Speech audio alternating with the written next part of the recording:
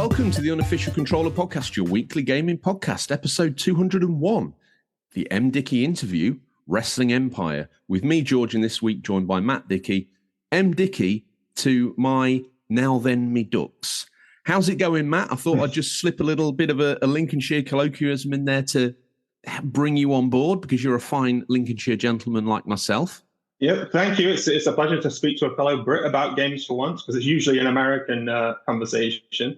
But I'm happy to be on the Unofficial Controller podcast because I think of myself as an unofficial controller because I'm awkward, but for a lot of people, I'm the only thing they can afford. Wow. Let me write that down. That's a new strapline for us. That's brilliant. Well, before we get lost in the weeds on everything, I must ask you, what have you been playing this gaming week? I have been carving out some time to catch up on Mario Wonder because I saw the 10 out of 10 reviews, the 5 out of 5 reviews, and I wanted to see what all the fusses was about. I kind of felt this must be the second coming of Super Mario World or something.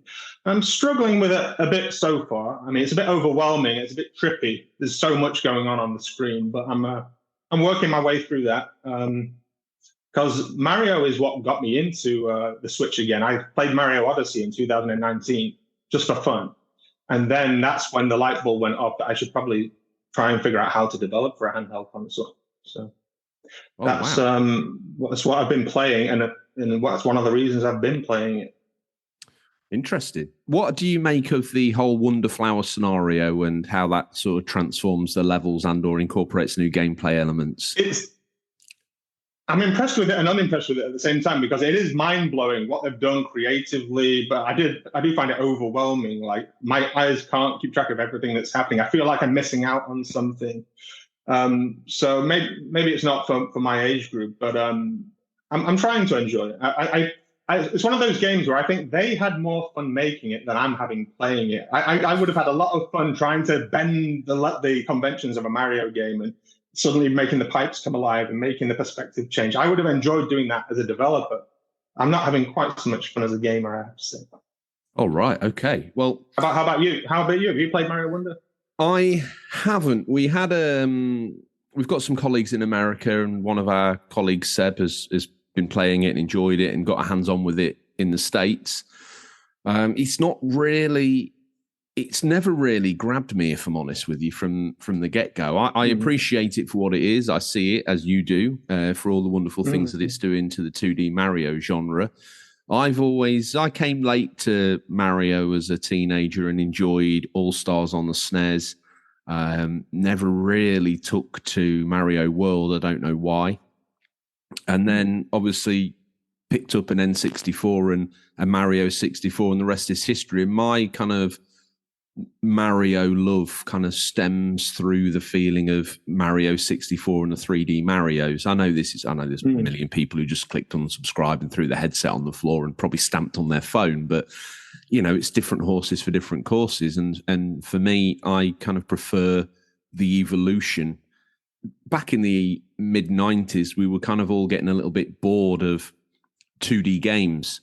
So we kind of all jumped even on very low polygonal efforts of anything that was a 3D game. I'm not talking Jeff Cramman's Grand Prix or F-19 Stealth Fighter or something like that, unfortunately. But, the evolution from the 2D games we all loved to the 3D games we slowly grew to love, or loved immediately because it looked next gen and it made us feel like we were playing something cutting edge.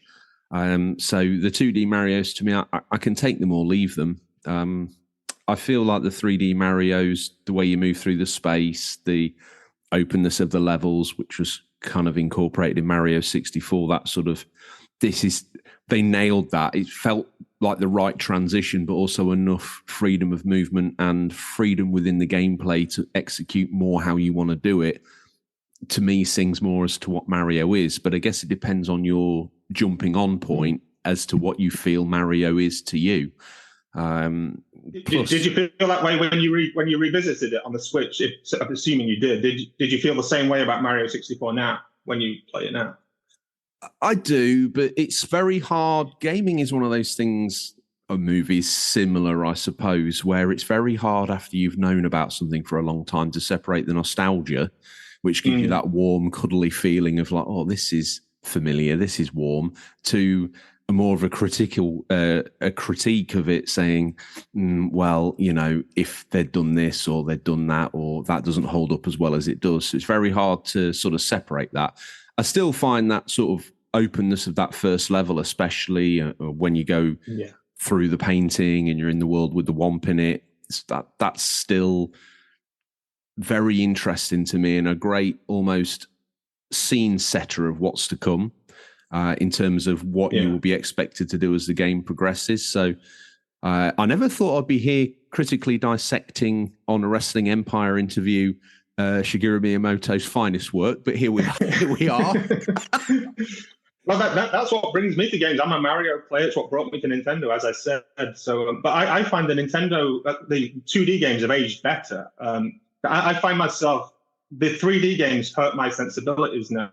Not that my games are that good looking either, but the low poly, low resolution texturing hurts my eyes, whereas the 2D games are timeless in my eyes. I enjoy Mario World and Legend of Zelda Link to the Past every bit as much as I did then, whereas Mario 64 and Ocarina of Time, I can't quite get past the mental hurdle of games aren't supposed to look like this anymore. And I suppose I'm going through the same thing in my own work. I've got a mixture of primitive 3D games and 2D games. And I do find my audience finds that the 2D games are timeless. They'll still play them 12 years later, every bit as much as they did then. Whereas the 3D games, they age pretty badly. Yeah. Well, let's get... I think that's brought us quite nicely into getting into a little bit about you, if I may. It's you're quite an elusive character, so we're very glad to have you here. And I must thank you for coming on, for breaking the seal of anonymity. If that's, I'm from Lincolnshire, obviously, as we've now outed. There's no hiding my inability to speak. But born in North Lincolnshire, and one thing that kind of stuck with me when I was kind of looking into your world and your life is the fact that I found a little ditty about how you used to create toys while you were kind of with your parents were working, and you created toys out of the things you had to hand. Now that sort of struck me. I was like, that feels like a genesis point, but of someone of not dissimilar age to me. I'm slightly more older gentleman than you, I have to admit, and you're the young pup of the conversation, but what toys were you creating, and do you think that creation of those toys opened up your mind to the creation of your own games and ideas that have now flowed into your burgeoning game catalogue? Oh, absolutely. That was me making games without a computer, without a doubt. I was making board games. I was making card games. I was making dice games. I was making things out of cardboard, and just anything I could do to... I was just being as creative as I could with the tools I had access to at that time, which wasn't a computer. And so, but when you look back, you can see that I used the exact same statistics, even the exact same mathematical logic about how those statistics are applied to the wrestling games, because it was popularity, strength, agility, stamina, and attitude and things like this. And so the building blocks were there, and I had everything I needed except a computer, and then that had to slot in at a later point. I'm excited and disappointed by that, because I thought you would wheel in like a Millennium Falcon made out of cardboard at this moment, or maybe Matt Tracker's Thunderhawk from Mask. I can show you one thing I made. This is a Lemmings game. I don't know why I call it Lemmings. It's a Lemmings game I made at school with ball bearings, and you had a magnet that picked up a ball bearing, and you had to move that around a level, and just things like that. Like, in my imagination, this is a computer game because it's Lemmings, but it's practical and it's magnetic and it's wooden. And so one thing I would say, Matt, for the audio listeners, you just shown me, quite honestly, is probably one of the best things I could ever have created, even as an adult. And this is your childhood dalliance with wood. You could say that wood painted. And it's got plasticine holding it all together, and ball bearings, and then there would be a magnet that I pull around it. And I see you've it's quite poetic because I see you've stuck on almost like a games review score on the top of it as well, from what Games Master will do. There's me. Yeah, 91% into existence. 91%. It's the best review I've ever had, and it's for a wooden box. That is joyous. You see, now that's changed the pantheon of where I thought you were at. I thought you were building maybe Castle Grayskull or maybe Thunderbirds Tracy Island, but it transpired no, it wasn't building toys. these games. No, it was games. It was like I'll take a board game. Like WWF would bring out its stereotypical board game, and my brother and I would pull it to bits and make it better than it was supposed to be, not as tame as it was as they made it. And you could do anything. It was more freedom. There was more happening. It was more authentic. So that was just a recurring theme. We'd take something basic and kind of mod it. It would be the board game equivalent of modding a mainstream game. And then that's where you learn what entertains people, what makes something good or bad. It's a real education, and I recommend it to any aspiring game developers. When you first started to explain there about the toys that you were making, or the games, the board games you were making, which I think is a better fit of a description for the things that you're creating, you mentioned some of the stats and how they sort of contributed towards the character's journey in the game.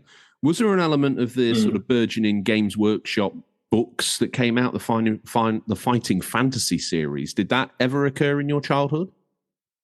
It was Talisman. Have you heard of Talisman? I have heard of Talisman, yeah.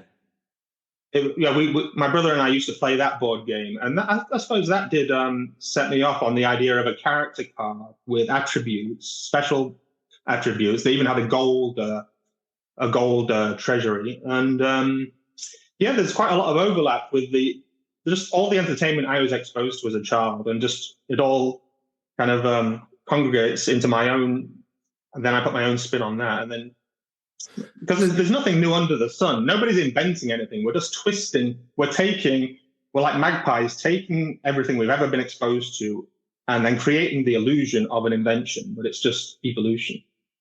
The wrestling's obviously, you mentioned it there a couple of times, and that's obviously been quite an important part of your library as you developed and seemingly your whole sort of interest in the entertainment industry. What came first? Did you get a video game first, or did you get exposed to WWF first, or was it World of Sport? It was close. It was a Hulk Hogan. Well, first it was an Ultimate Warrior trading card in the playground, and I'm thinking, who's this? What is this? Then it was a Hulk Hogan video. So I'm exposed to these larger than life bodybuilders, and that's the gateway drug. Then I'm exposed to Bret Hart, and I see what it looks like at its best, and I'm a fan of the technical stuff. And so at that point, the games come in 1992. That WWF WrestleMania for the SNES. That's the first game we bought, and then never stopped from then on, really. Okay, so was that your first home computer, or did you have? I grew up in a time where consoles were a little bit out there, especially in Lincolnshire. So I had an Atari ST. Some of my friends had Spectrums before that, and I had I think my first computer, apart from a Pong clone that my parents got bored of and let me fiddle around with, was a VIC-20, which to a modern kid probably doesn't even put anything on the screen that even resembles a game. So did you go straight into console, or did you have those home computers? No, our evolution was Atari 2600 was the first thing we'd ever been exposed to about the age of 5. Yeah. Then we got an Amstrad CPC, and then an Amiga 500, then a Super Nintendo, and then it's off to the races with Nintendo consoles pretty much from then on.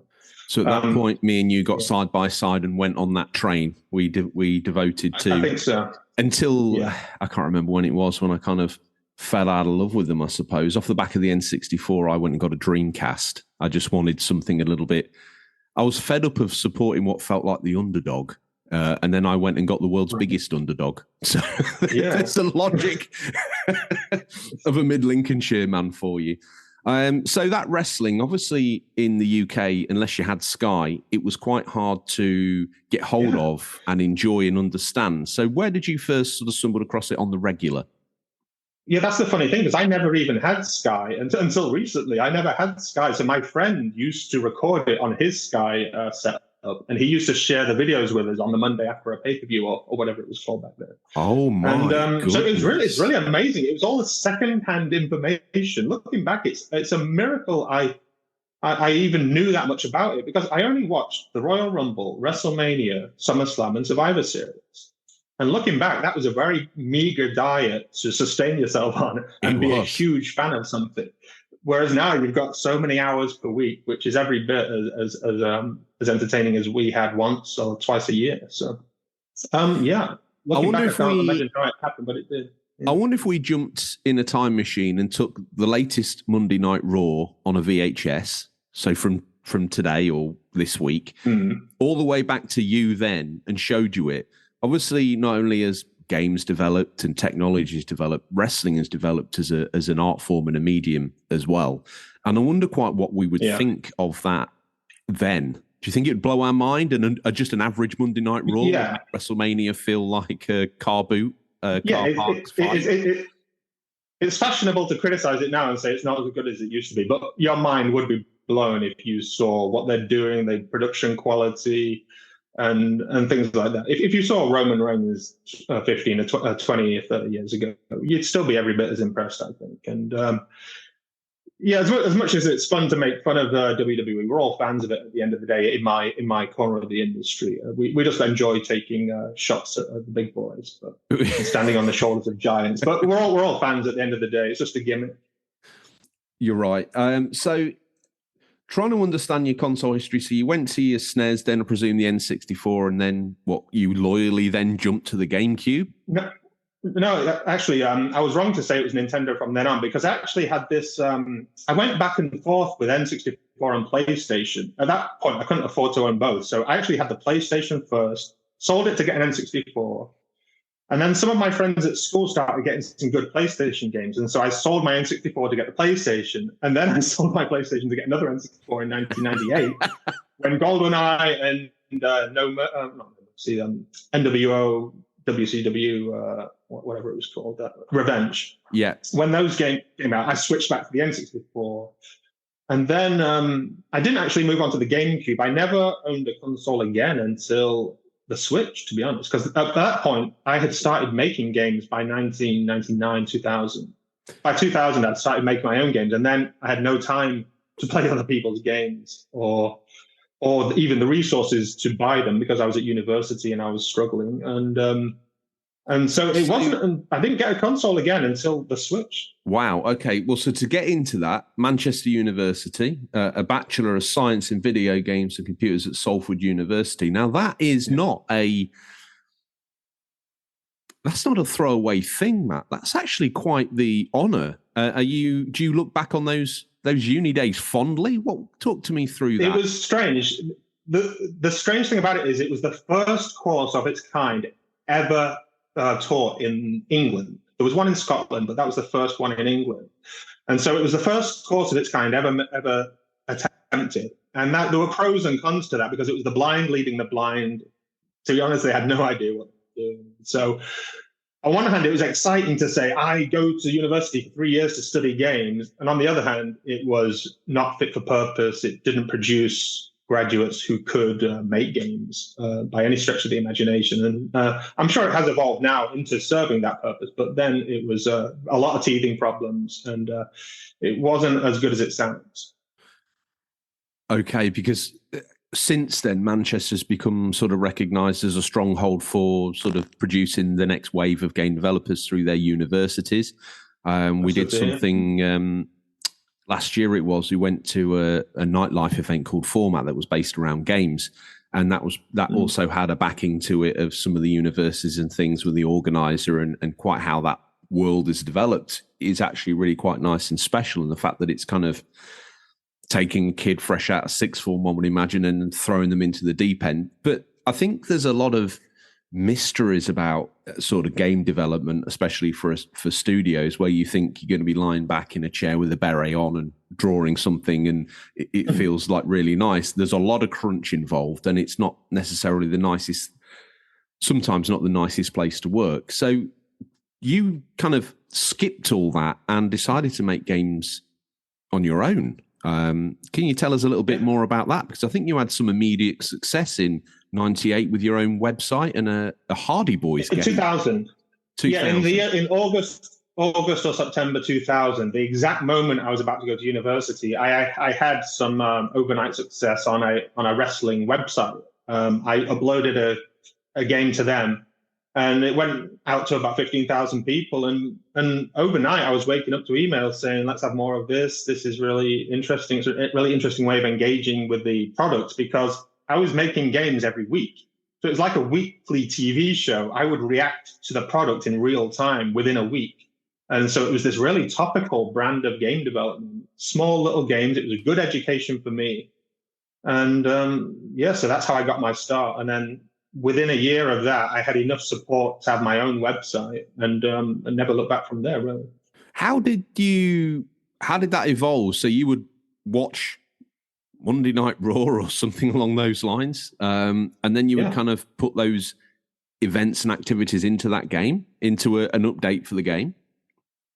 It's a funny thing again, because at the university, again, I didn't have access to Sky. And again, I was borrowing tapes from some guy at university who did have Sky. And I was watching clips on like the internet, their version of WWE.com back 20 years ago. Yeah. And so, I would consume the latest news and then make a game about the big news story of the week, whether it's Steve Austin getting run over by a car, who did it, I'm going to make a whodunit about that. If it's Triple H and a love triangle with Kurt Angle, I'm going to make a game about a love triangle between those two wrestlers. Just one aspect of one product, and just kind of blow it up, turn the volume up on it, and try and entertain people, try and make people laugh. And then after a year of doing that, they suddenly became a bit bigger, and I was suddenly making a full 2D wrestling game from beginning to end. So I've got some sort of stop-off points along the way here. Wrestling Encore. What can you tell us about that? Mm-hmm. Because there's certain sort of, as I've been researching you, I always feel quite stalkerish when I'm researching people, because it feels a little bit invasive, to be honest. But Wrestling Encore, that was maybe your first stepping stone on the way to Wrestling Empire, which is where this whole conversation is taking us. Well, no, it starts in 2004 with Wrestling Empire 2004. But that's with the then M. in 2006, in 2006 there's Wrestling Encore, as in come back again, do another one. Yeah. And then in 2008 there's another Wrestling Empire. And then there was the 3D one on mobiles. And then there was Wrestling Empire on Switch. Because I don't know, obviously within your Wrestling Empire, which is the only one I've played and absolutely love, there's a booking element to it as well. Were you a fan of, I've talked about this and I could never remember the name. I feel like it's CZW or something like that. There was a spreadsheet wrestling management game that existed online. Do you recall that? I'm aware Please of Promotion yes. Wars no, it does ring a bell, but I'm not sure about the online thing. I'm just aware of text games. 20 years ago, there was a lot of text games about it was a text booking game. Your own promotion. That's correct. Like the championship manager of wrestling. I was aware of those. Did you get to play those? Stay with us. We'll be right back. Do you like video games, podcasts, and reminiscing? I'm actor, video game writer, and total sweetie pie Connor Savage McCabe, and on each episode of Call Me By Your Game, I sit down with a guest for an intimate look at a special game from their past. Did you and your dad beat Spyro the Dragon over the holidays? Or was Halo 4 the one thing that united your roommates during your senior year of college? Stories like these are what Call Me By Your Game is about. From video game content creator Janet Garcia to Hades voice actor Courtney Vinay's, I interview wonderful comedians and game industry friends about these memories. Check us out wherever you get your podcasts, and maybe someday you'll call me by your game.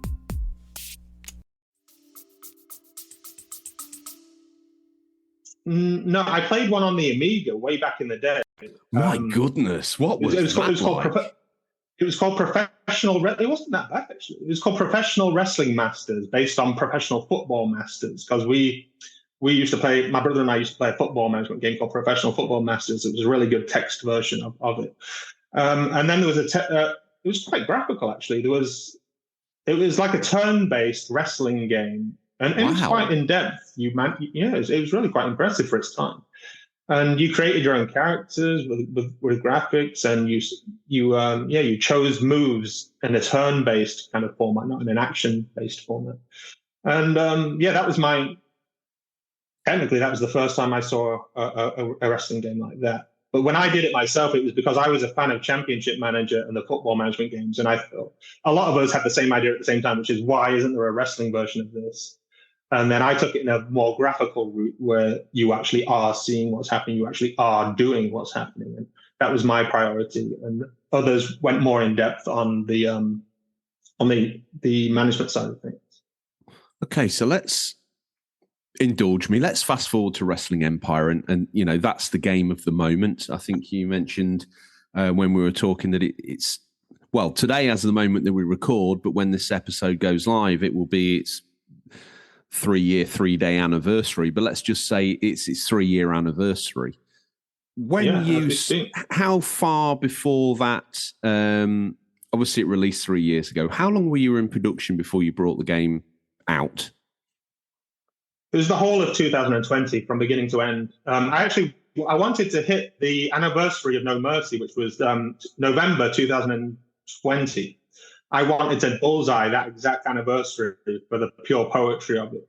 But I didn't realize how long Nintendo's approval process is. So I finished it at the end of October on Halloween in 2020.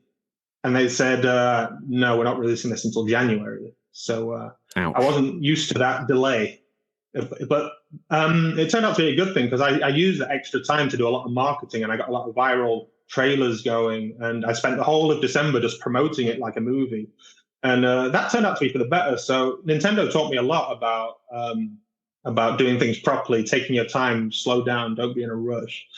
Because it did have a bigger impact in January than it would have had if I rushed it out in November. Yeah, I mean, as you say, it enabled you. You were then, I guess, kind of a little bit sort of lost of what to do. So it enabled you then to double down in November and December and really publicize the game. And I really don't think the game doesn't really grab you if you're from our age demographic. And forgive me, I'm lumping you into that. But we grew up with No Mercy, SmackDown, WCW versus NWA Revenge, WrestleMania 2000, those games. As soon as I caught my eye on it, and I was a little bit late to the Switch, probably 6 years, if I'm honest, but I arrived at the right moment. And Wrestling Empire, as soon as I wanted to play a wrestling game on the Switch, didn't I? So I was Googling away and I was going through these lists, and I stumbled across Wrestling Empire. And first of all, it was just words. But as soon as I saw footage, I knew. Before the show started recording, I said to you, I was walking my dog in 1998 or similar, and I was sort of daydreaming, for want of a better word, about what I wanted from the next WWE game or WCW game, because at that time as well, WWF or WWE was pumping out those awful Acclaim wrestlers that people still hold a candle for, like Warzone and Attitude, that quite honestly just are insulting to wrestling as a form of entertainment or a sport or a genre. It felt like Mortal Kombat in 3D. It was pretty much, you had to remember all the different moves to do a tombstone. You had to remember all the different inputs for a DDT. Nothing ever felt smooth or fluid or natural. And then one day I was probably in Dixon's and I stumbled across WCW versus NWO or World Tour or Revenge, whichever one it was. I had the first one, whichever came out, and I brought that home and I played the absolute wheels off it. But each time I would imagine I was playing it as the WWF superstars rather than the WCW superstars. And I was, to go back to that moment, I'm walking my dog thinking, I wonder what the next one could be. I want to be able to go backstage. I want to be able to do this. I want to be able to do that. I want to be able to lift weights to build my character up. I want to be able to maybe go to my hotel room after the show's finished. Why can't I walk outside and it show me getting in a car with my closest ally on the ring and then showing the road passing? Because I remember one of the games, I think it was WCW versus NWO, started with a truck coming up over this horizon, like this attention-grabbing sort of moment where it kind of came through, and I think Sting was driving it or something equally outrageous. Yeah. And I remember thinking, why couldn't they just do that, but me in a car between each night? Because there was always this talk in the magazines of how they buddied up and drove to different venues, or they got on a plane and flew to a different venue. And I thought, wow, that would be really good, because I've got to get out my match, get changed, get in the car and get to the next venue, which might be 2 states away. So we've got to go. And there might be some sort of Roadhouse style moment where they pull over in a bar and they're talking to someone and they get back in the car, and I was thinking, oh, that would be great. Yeah. And then I can build my character up. And if I want to change my gimmick, I can. All of this fever dream bottled up in 1998 got packaged into your brain somehow. I'm stealing your thunder here, but somehow you arrived at the same conclusions I did when you were making Wrestling Empire off the back of these late 90s N64 video games. It's amazing you've managed to capture my dream, and I thank you eternally for that, because this is everything I ever wanted in a wrestling video game, and you have delivered. Can you talk to me about where some of these ideas came from and how they ended up forming the backbone of what's made Wrestling Empire what it is today, with the Rome mode and all the other good stuff?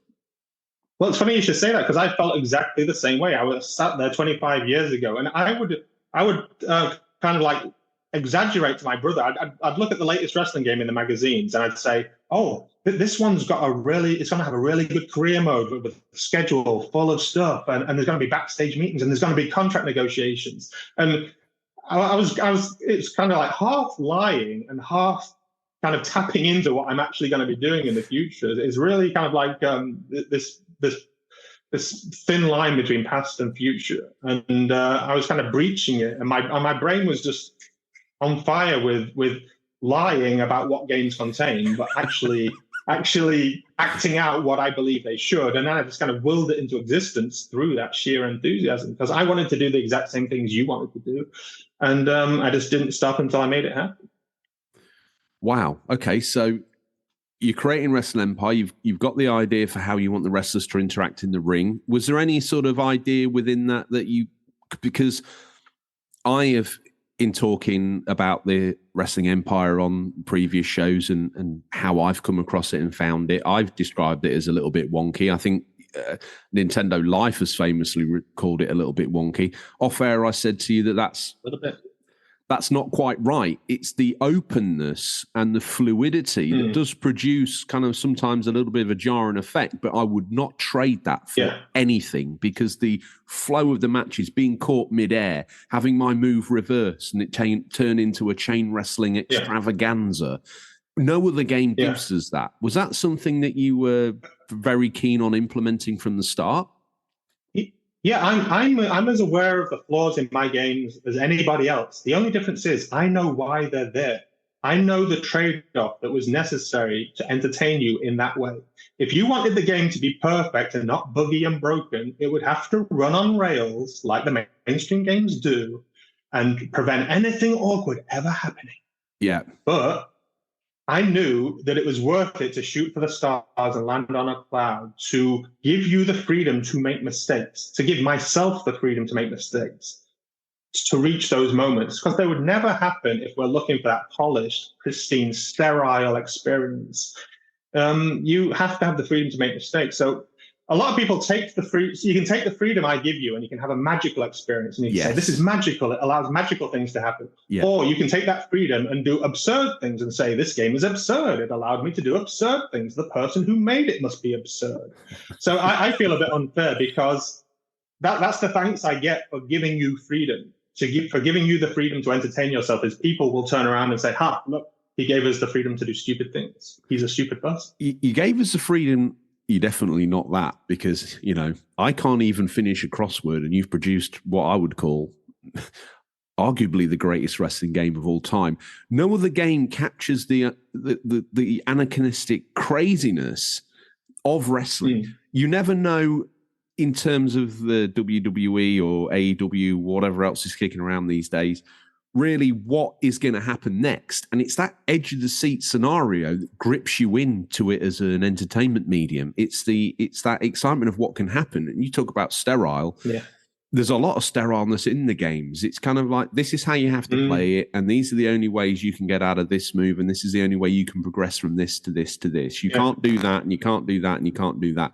And we play these games within these rigid guidelines of what they've set us. But yours is the only game that I've played where you can be walking around backstage and somebody comes up to you and then it all kicks off and you're trying to go to your hotel room, but someone grabs hold of you and wants to ask you if you can help them. Can you nobble this guy backstage? So, you know, and then, you know, the interference in the ring, or I've had something happen where I didn't, and you can maybe explain this to me, where my stats maybe didn't quite work correctly in terms of doing a move and it botches.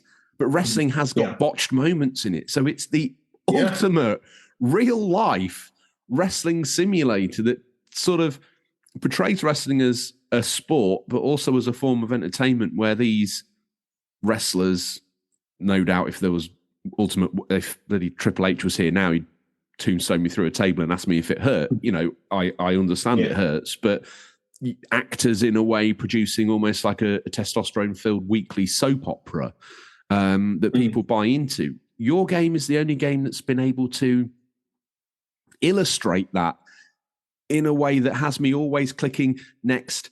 And I go through the newspaper and I'm like, oh, come on, what's going to happen next? I'm excited. You know, where can my character go next? And I've played through with Redneck Bruce Steen, and there was a time where I changed the names so I felt a little bit more like I was playing a more sort of named experience. And then I thought, there's some joy about actually just this sort of weird alternate universe where Steve Austin is Redneck Bruce Steen and I'm playing as this guy.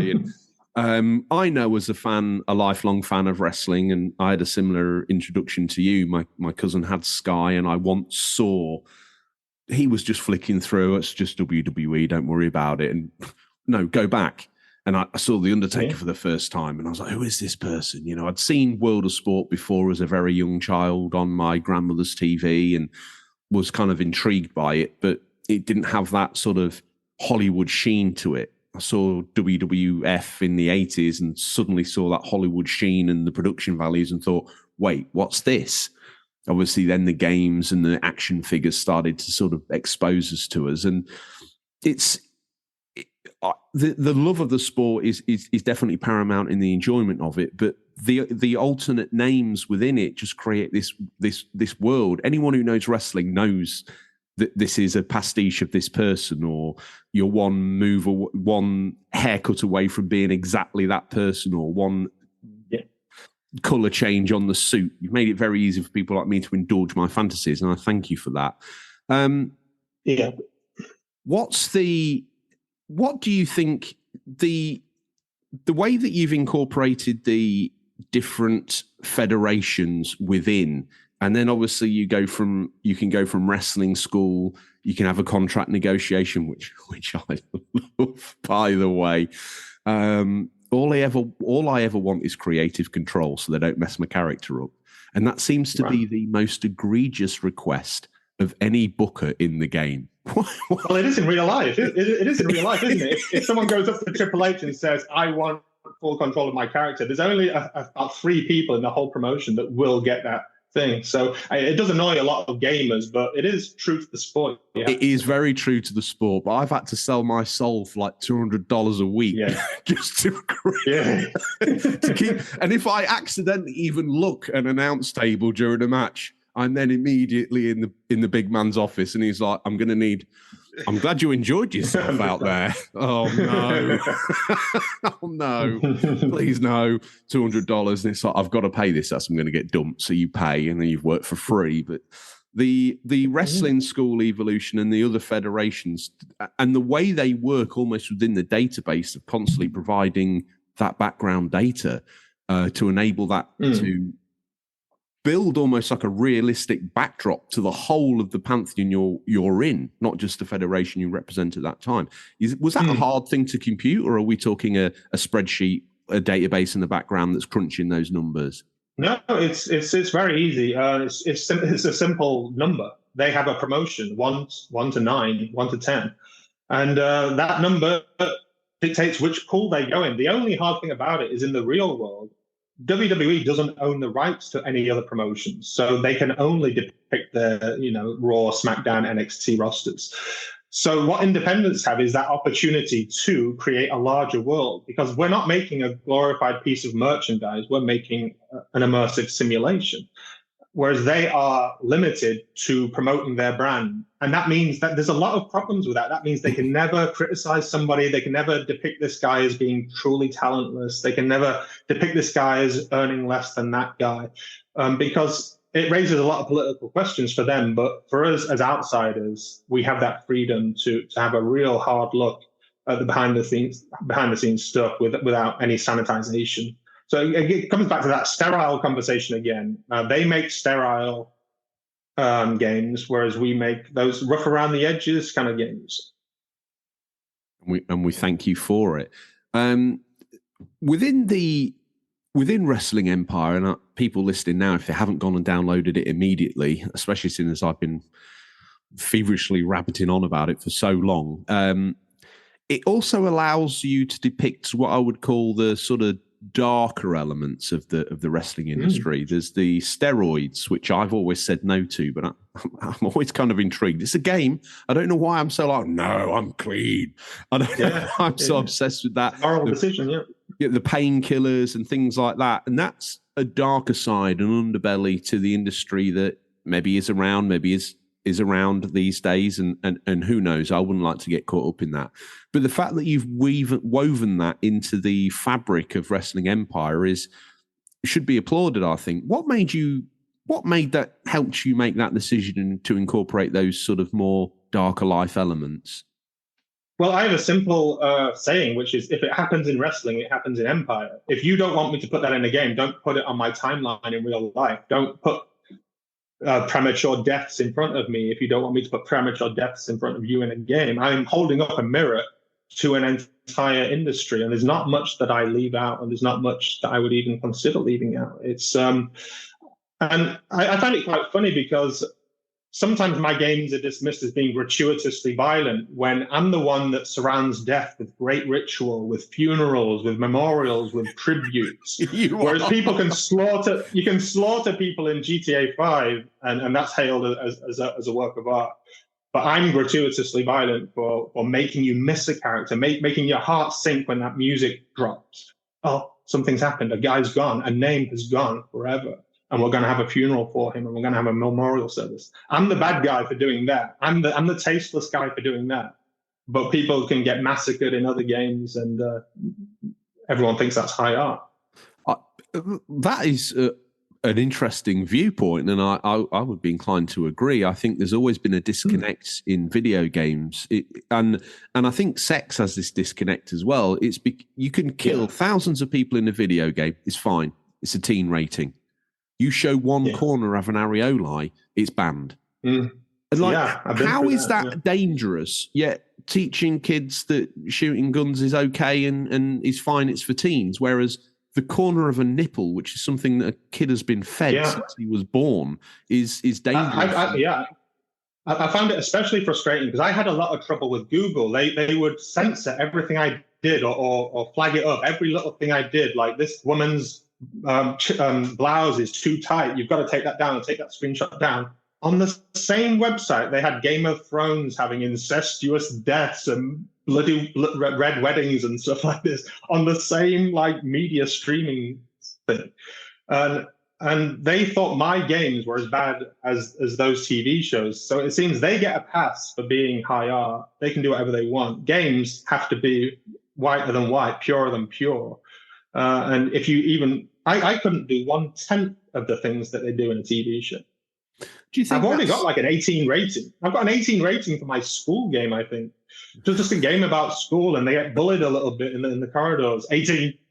And then the same thing on TV or in a movie. Oh, that's fine. That's got more credence than what you do. I've always seen video games as my generation's ever-living VHS in a way, if that makes sense. It's our sort of medium to enjoy entertainment for our generation. We've seen the full turn. Our generation is the ones that kind of, I know there were early games running in scientific labs somewhere where they'd made sort of very basic dungeon crawlers on 3D paper and things like that. But, we've seen the evolution from Pong to Atari 2600 all the way through.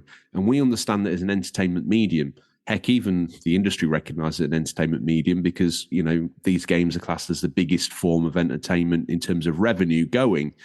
But to some people, and I don't know who they are, but certainly the people in charge tend to view video games, consoles and things as toys. Do you think that's where the disconnect has happened, do you think? Yeah, I think it's just this fear of the unknown. Like with the language as well. I actually swear a lot in real life, but I've never sworn in my games particularly. The language is very tame, and it still goes right up into the mature category very quickly for crude language, because I said I'm going to kick your ass or something. And so, yeah, it's very frustrating that I don't have the same tools that other entertainers have in their mediums yet. And yeah, I have to admit, the first time I saw like in Wrestling Empire, sometimes on the build up to a big match, you have like an interview or promo. And, there was one time where some guy sort of swore or something similar, and I was like, "Oh, I didn't expect," and it sat me back. Oh, right, yeah, it's a one-off. Yeah, like, yeah, because it's so rare. Yeah, and I was like, "Oh, he really means this," but it actually kind of contributed. Yeah, exactly. It had a bit of impact. The narrative in my brain. One thing I would say about Wrestling Empire as well as to kind of give it a bit of a pass, if I'm honest with you, when you're wrestling and you botch a move and you really injure somebody, and or, you know, I was playing with a game in the subway and I sort of wondered if I could back throw someone onto the track. A train arrived and then it was in the newspaper that he had been killed. And it actually resonated quite deeply. It was like, oh, actually, that didn't feel great. Yeah. And sometimes in a match, when you sort of consistently pile drive someone into concrete and they kind of go to get up and then can't, and then you kind of, if you've played Wrestling Empire enough, you kind of know that you've overdone it and they're dead, and it still leaves this quite sort of dark feeling that I haven't really experienced before. It's almost like you've taken this person's trust and abused it.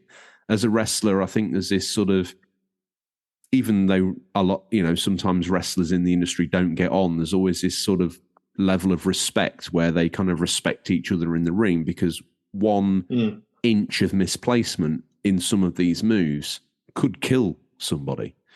And I think that level of respect and care and interaction has been demonstrated quite well from you, especially with the stats that contribute towards attitude about whether people will get in the ring with you because you could be deemed dangerous.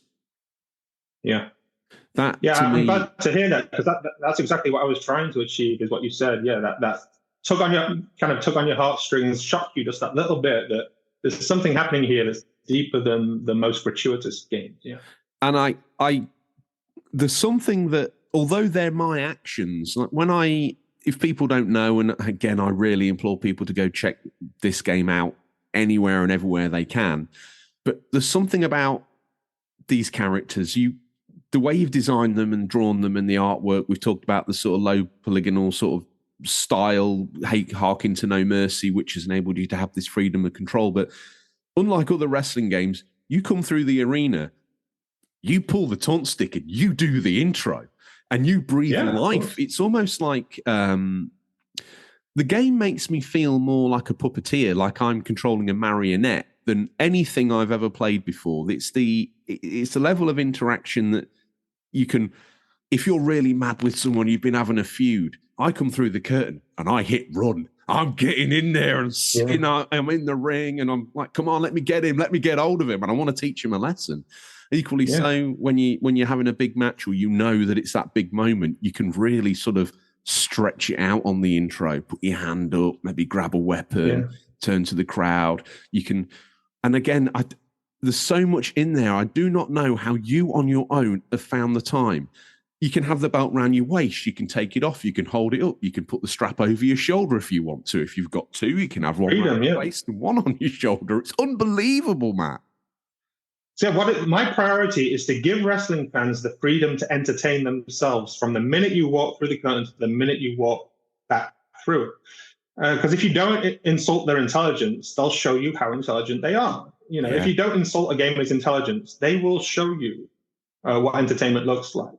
And so that's all I've ever done is give people the tools to entertain themselves. And some people get it, some people don't. It hits people either way. You either, okay, I get this. I'm in control of this. It's kind of my responsibility for what happens next. Some people kind of like, they don't want that responsibility, and they think, oh, this game is awkward. It's making me do awkward things. It's making me taunt in an awkward way when I walk to the ring. Some people appreciate it and some people don't, but that's my priority, is that freedom, and I'll never stop banging that drum. An update dropped recently, 1.6.2, new arena. Yeah. A match type I never thought I'd see. The dog collar match, flooded arenas. Yeah. It keeps on coming. May I ask, what's next? What's your dream of where this game goes? Well, the strange thing is it has nothing to do with wrestling, because these are all things that are coming from my other projects. The wrestling aspect doesn't actually have enough support to come as far as it has. This is all me developing games about school and prison and zombies and superheroes and passing it all back chunk by chunk to wrestling to see what happens. It's this crossover, this cross-pollination. And vice versa, the wrestling is passing features forward to the adventure games that have never been seen in adventure games before. We've never seen this above-average combat system in an adventure game before. We've never seen this character customization or these character dynamics in an adventure game before. So there's this cross-pollination where the wrestling makes the adventure games better and the adventure games make the wrestling games better. And it's a wild ride in any direction, and that's the way it's unfolding. And there's more to come. Like when I release a prison game and it has court cases, those court cases will come to wrestling, and there'll be court cases about there'll be court cases about that guy you threw off the subway onto the train. That's going to be a court case. There'll be court cases in the booking mode when you infringe someone's gimmick. And so there's these layers every year. You think you've seen it all, but every year there'll be a new layer of complexity, of sophistication, and it'll bring out the best in the old and bring out the best in the new. And hopefully it'll be this kind of like symbiotic relationship where they all blossom together. One question: but the industry doesn't actually want me to do it. Really? Sorry. Yeah, I'm getting a lot of pushback from Apple specifically. They think I'm spamming the store. I've had about 3 warnings for spamming the store because of your updates. Because I'm recycling features. So if I put something from the school game in the wrestling game, they say you're spamming your users. And I'm like, they don't sound like they're being spammed. They seem quite happy with it. But they're trying to create a quality experience. They're trying to prevent people uploading cookie cutter games. They don't want to damage the credibility of their store by having a load of nonsense.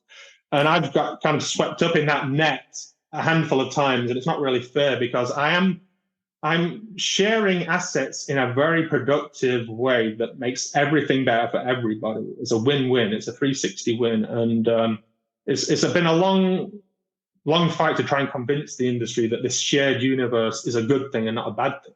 I would find that quite insulting, because has Apple ever been on Apple's store? Because it's full of absolute trash. I had to argue there was a double standard, because they said this wrestling game is too similar to that war game. I've got a war game that has a map, and I've got a wrestling game that has a map. And they said they're too similar because they both have maps. And then I said, look at all the Angry Birds iterations, Transformers Angry Birds, this Angry Birds, that Angry Birds. They're almost identical. And they're allowed on the store, but they kind of they picked an easy fight with indies and try and give us a hard time. But I had to stand my ground and kind of argue my case, but I have to do it on an annual basis. That seems crazy. I think a lot of digital storefronts lack curation, but it seems like they try and make up for curation at the beginning by bringing you at the back end. And that seems because we're talking about games. So they did it with the Super City game, the superhero game. 7 years after I made it, they sent me a thing saying, you've got to take this down now because you're spamming people. So that we should have had this conversation 7 years ago about how I'm spamming people with games that have 10 million downloads. And it's just nonsense. So you can win when you challenge it, but it's exhausting to have to challenge it. I'd rather not. I've got this is a personal indulgence. Forgive me, based on something you said earlier about the court cases and things coming. I've been had several times in Wrestling Empire. I've been a champion, and my career has ended with one division, and I've then been signed up to somebody else's.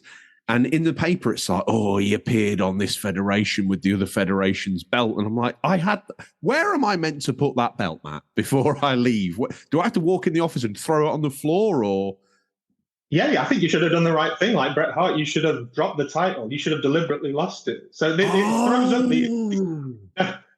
No, I don't seriously expect people to do that. But in real life, that is what they're expected to do. That's why MJF lost the title, to sell the fact that he's supposed to be gone by now in January 2024. You're supposed to drop the belt on the way out. And it's just a little reference to real life about how people do show up. That makes sense now. Actually, it is actually a legitimate strategy in the booking game. If you see a guy's contracts going down to 1 week, you really should be getting the belt off him, because in the renegotiations, he will either leave with the belt and damage your brand, or he will charge you more money. So there is this legitimate business strategy of keeping the belt off someone who is up in the air, because they will weaponize it against you. That makes sense. And I also, I don't know why I didn't think of that, but now you've said it out loud, it's completely obvious to me. And it kind of chimes in with another scenario I quite like. I kind of end up going, I've mastered the controls now, and I feel like I'm kind of king within my own environment as far as Wrestling Empire is concerned. And I have these sort of real long streaks. And then I got called in to the booker, and they say, you really need to start putting people over. And then the annoying thing was, every single match I had after that point felt like it was a title defense. And I was like, I don't really want to put someone over right now. Imagine how they feel in real life. It's exactly the same. Why do you think they're all arguing backstage? The drama is exactly the same. But this is the level of emotion that you've been able to put into this game. And I wish people could just see past some of it. I think if they see it in motion, and they would get it more. In talking of that, there's... obviously, YouTube is a great place for people to go and see footage of your game in action. And obviously, there's a lot of wrestling fans out there that are doing kind of career playthroughs of Wrestling Empire. My favorite one is, and I can't remember the guy's name, so it's not much of a shout out really, but there's this guy who did a playthrough of a character called Extreme Sumo, who literally was the most extreme guy I've ever seen on YouTube. He came down to the ring and he used to say, "Oi!" was his kind of strap line, and everything he did was just pure chaos. When a match ended, he would then take them down. As soon as he got backstage, if someone looked at him, he would take them down. It was all within the spirit of the character, but it was something, I don't know why, but I got kind of, and that was that moment where I saw that character being controlled, and I kind of thought, it's almost like a puppet that this guy's controlling, which is where that marionette idea came from. And I thought, this is because I was watching this and seeing this guy's creation, Extreme Sumo or whatever it was, and I honestly felt like I was looking at a real thing, almost like a weird cartoon, real life character. Is there anyone on YouTube that you're a particular fan of that does it particularly well, or have you not gone on YouTube to see people playing your game such long form? Yeah, I appreciate people like Chris Denker who played my games, because and he put a lot of eyeballs on it, put millions of eyeballs on Wrestling Empire as well as some of the older games. And the good thing about it is they do that with I don't bribe anyone to do anything. I'm quite an exception in that regard. Because it is normal to bribe people to do things. Yeah. But I refuse to do it because I don't want to muddy the water. I don't want to poison the well. And I don't want to sit there knowing that the only reason he played that game was because I paid him to or bribed him to in some other way. So when people like Chris Denker do play my games and other YouTubers like that, they are legitimately doing it for the love of the game, for the love of their fans, for the love of the channel, for the jokes and New Legacy and people like that. When they do it for charity is even more impressive. That's who it is. And, Extreme Sumo is New Legacy Inc. That's who that is. Oh, really? Absolutely nailed it. So they entertain a lot of people. They put a lot of eyeballs on the game. They raise a lot of money for charity. And I support all of that. And it's a nice symbiotic relationship, and it's genuine because they're not being paid or bribed in any way to do anything. I suppose from their point of view, they need to put a video out, and you're it's mutual. Yeah, I give them content, they give me publicity. But it's a very it's a blank canvas and a very wide palette of different things they can choose to put up there. And the good thing about it is you never quite know what's happening next. And that in terms of an entertainment on a screen that you're not interacting with, you're just partaking in, there's something really enjoyable about it. And I always think, what happened next? What happens next to Extreme Sumo? I can't wait. And I find I'm as gripped to Extreme Sumo as I am to my own character. I think I'm going through at the moment as Hard Gainer. And I can't remember, is he a Mexican wrestler? La Parca. He was La Parca in NWO Revenge. La Parca, that's it. And I've had quite the run with him. I'm always keeping creative control because I don't want anyone messing with me. I think I did alter the gimmick slightly when I got sort of ganged up on and I had to sort of belt take off of me. I came back as like a demonized version of Hard Gainer, La Parca. And I like to do that, yeah. Serious mode. Serious mode. There's comedy mode and serious mode. The game has been quite honestly a revelation to me, and hope everybody listening now. I mean, we haven't even scraped the surface. You can be interviewed on a podcast. If you're in full roam mode, you go in a hotel to make sure you get a good night's sleep. Quite often you find someone else in your bed, so that turns into a brawl in the bedroom before you even get your head down. You've got to turn up and show up to the arena at the right time. You've got to go and improve your stats. You've got to work in the gym on the climbing apparatus. You've got to pump weights to build up your physique. You've got to be a generous person backstage in terms of training to keep your attitude up. You've kind of got to agree with the boss to get it in the right place. You can go to the graveyard and attend a funeral of a recently dead legend. You can get seriously wounded and injured in the match and end up in hospital with the option of being addicted to painkillers or steroids. You can go to the airport. You can end up on a plane. You can walk down the street. And the scary thing is we've only seen a quarter of the things I had planned for this game. This is me working on working part-time on a 4 out of 10 wrestling game. Imagine how much further I would have taken it if I was working full-time on a critically acclaimed wrestling game. This is us against the odds, uphill, crawling over broken glass with broken legs while people throw slime at us. And we're still getting things done. What a promo. That was great.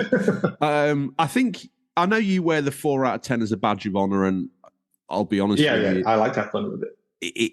It's kind of insulting, if I'm honest, because I think if people had taken a little bit more time, and I must humbly apologize because I've called it wonky and broken, and this industry kind of lords those words on us, but hopefully I've taken the time to double down on the intricacies of what it is. And the reason why I would use those words is the opening of the freedom that enables you to tell that story, not only on the screen, but within your own mind. And I think that's something that we need to remember is what this game gives us. I want to say... What I'll say about that is all I ask for is an even playing field, because people will say my games are a buggy, broken mess. But when AEW and WWE release games that are arguably even buggier, because definitely people call my games broken because of a few clunky animations, but now we're talking about soul-destroying bugs, the black screen bugs, the truly broken pieces of software. And that kind of language isn't used in the headline of those articles. It's used in the headlines against an indie developer who single-handedly made a game in the car park of a hospital during a pandemic while homeschooling 2 children. That's the guy that gets those headlines. The billionaires get slightly different headlines. I think the industry is a bit weird in that regard, but I think I have stumbled across ultimately the only wrestling game I will end up probably buying for the rest of my days. I don't see this enjoyment coming in there's the fireworks and the showbiz of an annualized big sports release from WWE or AEW, but they are lacking everything I could ever want. And to harken back to, me walking my dog, it's the video game dream I always wanted, and it's the platform and Pantheon. So keep those updates coming, Matt, please, because I have doubled down on this. I don't want to play another wrestling game because everything, as fancy as the graphics are, as the ray tracing bounces off Triple H's chest, is irrelevant because the story that's being told is dead. The career modes of those games probably peaked in Here Comes the Pain, and they've been a pretty much downward slope since then. And that game at least enabled you to have some freedom of execution over your movement within the wrestling world backstage and the career of that wrestler. Your game, I can take someone from wrestling school, and I only noticed this the other day, you can adjust the in-game clock. So I set it back to the 90s just to watch the chaos unfold. That was, because I did notice that some of the wrestlers were dying or whatnot. So I thought, no, and I want to kind of take this guy through the 90s through to modern day. So he arrives as like a broken veteran, if that makes sense. There's only one game on planet Earth, if you're a wrestling fan, that enables you to do it, and it's Wrestling Empire. What a testament. Now, you said that you built the game in a car park during a pandemic while homeschooling 2 children. Was that some sort of a release for you in terms of like, I just need to do something? Was that the methodology there? No, that was my circumstances. We were in and out of hospital for a health issue that I'm still not comfortable about talking about because I've got a superstition about talking things into existence. But all the facts are that I was in a parking lot of a hospital with 2 children in the back seat who had to be homeschooled because they can't go to the actual school during the pandemic. And I'm there learning C# so that I can make my first Nintendo game, which is my first Unity game. And to go through that much sacrifice and work, and then to deliver that in January 2021, and for the response to be, this is a buggy broken mess, it's 4 out of 10, that kind of hurt because I felt it was out of sync with how much work went into it, especially when that was coming at a time when Nintendo fans had nothing. They had been betrayed and neglected by WWE. They'd been betrayed by WWE 2K18. They'd been betrayed by WWE Battlegrounds, and they were about to be betrayed by AEW Fight Forever. And I came into that gap and presented people with an affordable alternative that can load up to 30 characters instantly. And I expected a little bit more enthusiasm than I got, to put it mildly. Do you feel like there's hopefully I can put myself in the face category, not the heel category here, but do you think there's a wave now of people that are retrospectively and now understanding exactly what Wrestling Empire is, and there's a sea shift in attitude towards it? Or do you think that you're always going to have privately, Yeah, I hope so, Matt, because I can barely tie my shoelaces on my own. Yeah, I think as far as the public's concerned, that war is over. It had overwhelmingly positive reviews on Steam. The most positive reviews any wrestling game has ever had on that platform. It's had the most hours played per user on Switch. People have sank between 200 and 300 hours into this game per year. My most played game on Switch is Wrestling Empire. I got a little stat through from I got a little stat every through. December. Yeah, and it was there.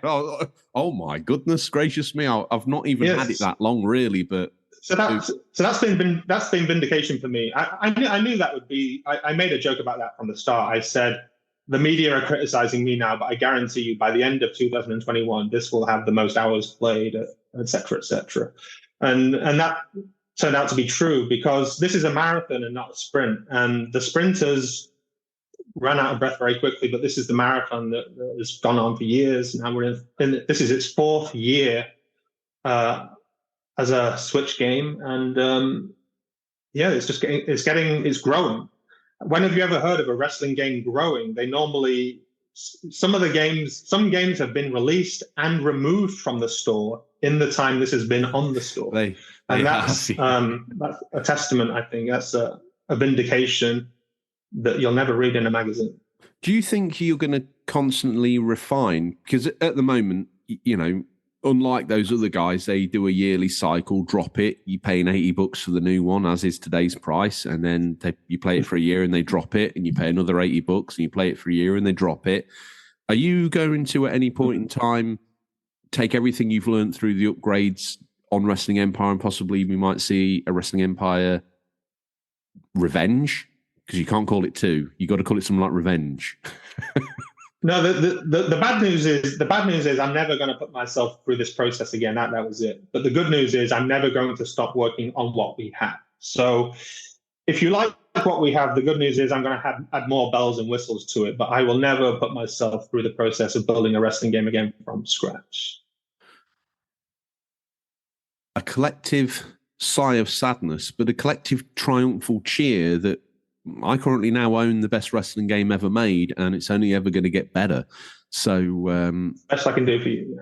Yeah, thank you. Very kind, very generous. It's just for me, my personal updates. I mean, I could wax lyrical about the things that I would like to see, but I'm sure you're bombarded by millions of sort of more renowned people. Give me one. Give me your number one. What's the best one?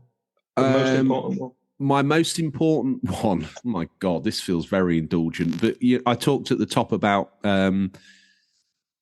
It's quite a big change, I suppose. I want to be able to get in the car and not drive it, but cut scene to the next arena. And therefore, if there was a way of reworking the street so it felt like I was, because you've incorporated the weather again. Where does this stop? You've incorporated the weather and all that sort of stuff. So like an alternate town. So you arrive and you feel like you're somewhere different, or you get on a plane and you get off and you're somewhere different. Just that transition of an area through the career, I think it's a big ask. I know it is, but certainly I want to feel like I'm in that truck with Sting, going over the hills, and whoever it is, be it Undertaker or Art Gainer or Gangrel, or whoever it is, Terry Funk, that I've ended up getting wrapped up with. And you kind of evolve your career with them during those formative moments in the car.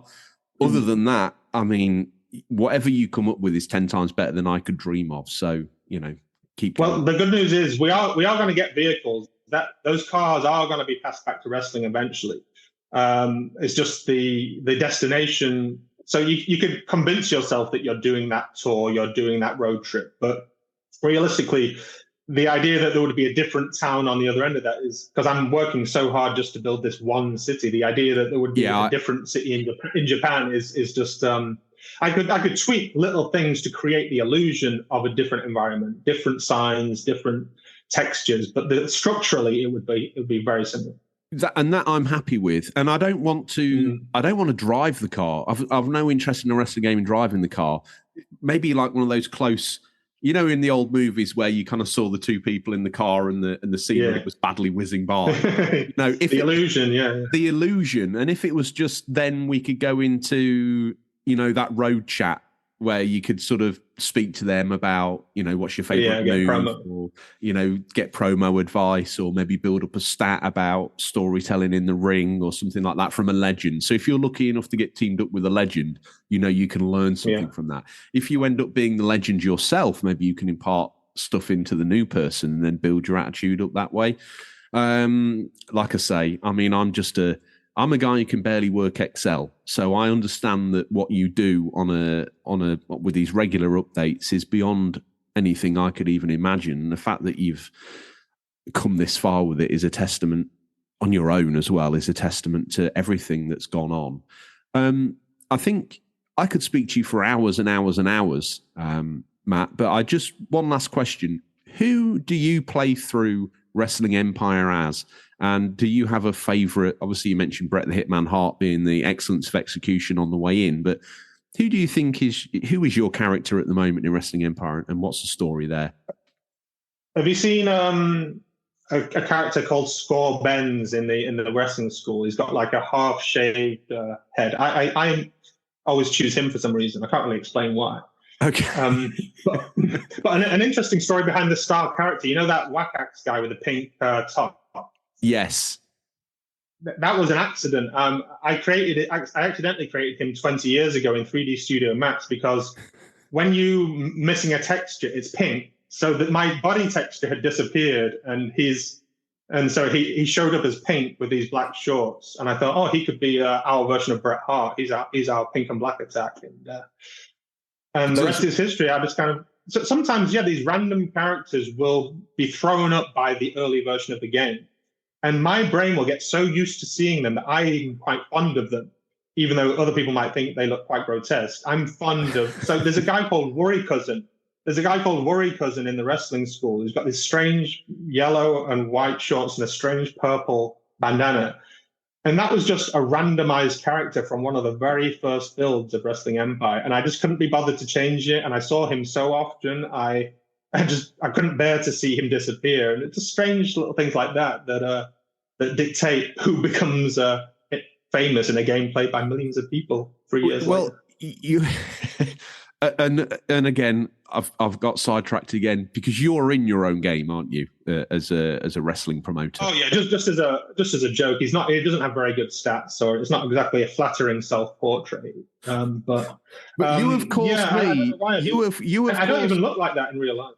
I know. He wears a hat. He which does, I never a cowboy hat. You have caused me quite the drama. I never wear a hat during my wrestling career. It's like, right. What now? I'm back in here. You want 200 quid for that thing? You want me to up my attitude? Why, Matt? Why?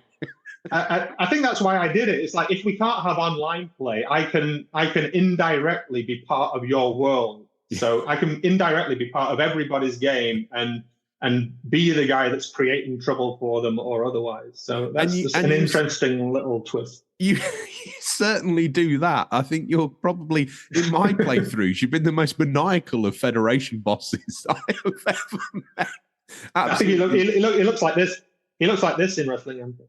Yeah, for the audio listeners, Matt's pulling his best Mdickie face, and that's got my rage. Like that's triggered my rage gland seeing you do that. I just want to smash you through the office window as retaliation for another extreme request. I say I could go on, but I want to be respectful of your time. As fans of the show know, I want to. Well, hang on. Let's go back to this. I just want to be truly thankful that you've taken the time out of your busy schedule. The update's just dropped. It's the anniversary of the game. You probably should be pulling party poppers and eating a prawn vol au vent or three in celebration, but you decided to sit down with a sub-average podcast and give us the time of day. Thank you for spending this anniversary with me, because it's 3 years to the day that this game came out, and your enthusiasm for it has made me feel even better about the day. Wow. Well, I am honoured by that. Like I say, it's some sort of bizarre fever dream we've shared along the way, and the fact that I'm now looking at you and you're real means to me that this is real, and I have been playing Wrestling Empire, and it's not some sort of weird dream that I created many years ago. To everybody out there, if they want to find you on the socials, where would they go? Just at mdickie.com, spelled out DOTCOM, on Twitter and YouTube.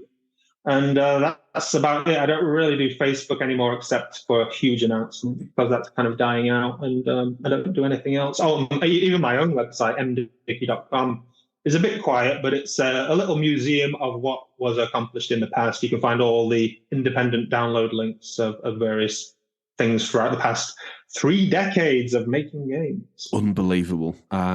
You live the life I always wanted to live. Those that can make games do. Those that can't talk about them on a podcast, hence why I'm here and you're there.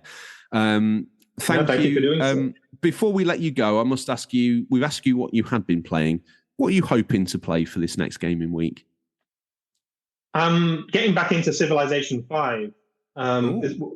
Every year, one of my little treats that I look forward to is carving out the time to play something like Civilization 5, because I don't have time throughout the year to play such a time-consuming game. So it's a little treat I give myself at the end of a busy year, or the beginning of one as it transpires right now. May I make a recommendation, if I may be so bold? Is it Civilization 6? No, it's not. It's Anno 1800. I don't like it. Oh, right. So that's a strategy game as well. it's a real-time strategy game, so it's not sort of move per move as the Civ angle is, but you manage a town and an empire really through its supply chains. So you have to make sure that you've got cows so you can get beef. Then you need to make sure you've got steel so you can make a cannon industry. I'm not selling it very well here, bear with me. And then you have to combine. That's exactly what I'm doing in Civilization 5. So yeah, that is where my mind is at. And that game has really been fighting your game for ownership of the most played game this year. Anno, I play it on PS5, but I'm sure if you've got PC, and no doubt you have, you easily get access to it. It's a very simple game, but it's one that allows you to indulge your sort of artistic ideas in the layout of the town. It allows you to sort of world domination ideas through the medium of your navy. And also, when you get so far in the game, you discover almost like a Caribbean or a new world. Within there are ingredients you need to develop the next level of citizen in your world. So then you have to have the supply chains bringing things from there. The listeners are like, not Anno again, George, please. But you then bring those there and consolidate those to create things like rubber for penny farthings, and the list goes on. And it's certainly a very deep strategy game that I think that maybe is worth a little look. Yeah, I'm definitely into those on PC. On the handhelds, I play more action games, but on my PC, I play a lot of strategy games. So yeah, I'm willing to give it a try. It's the perfect place, I think. Anno with a mouse, I think, would actually be quite an enjoyable experience. I play it with a controller, but with a mouse, I think it would be next level. Well, that's nice to know, and thank you for sharing that with us. I must say thank you once again. I'm probably the person that thanks people a million times, but I just want to say thank you so much. I hope you have the very best day as an anniversary, and you get lucky with Wrestling Empire today.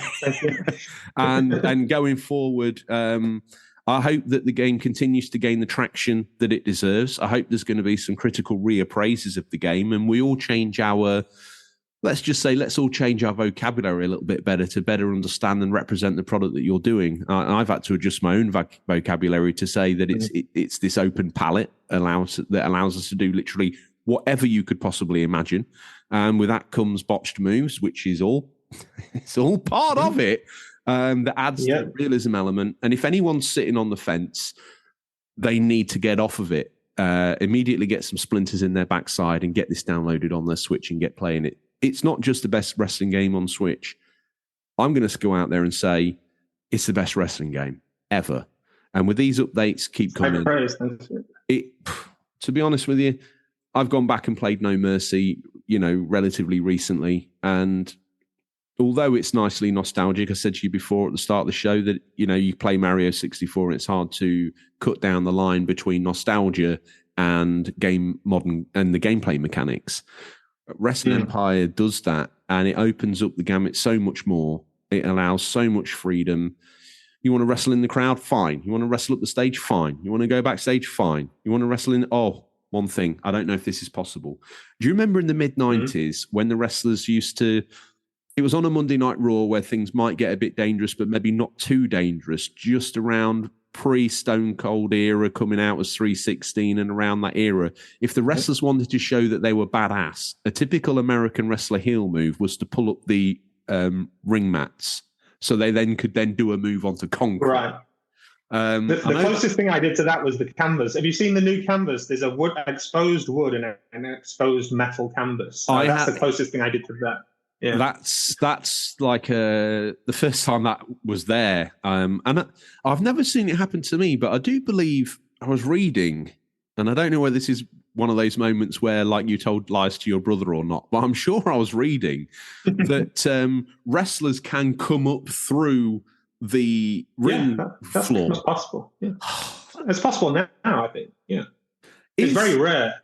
I don't want to shit on the zombie game I'm making, because that will make a big deal about zombies coming through the floor and through the walls. But there's a preview of it in wrestling, I think. Yeah.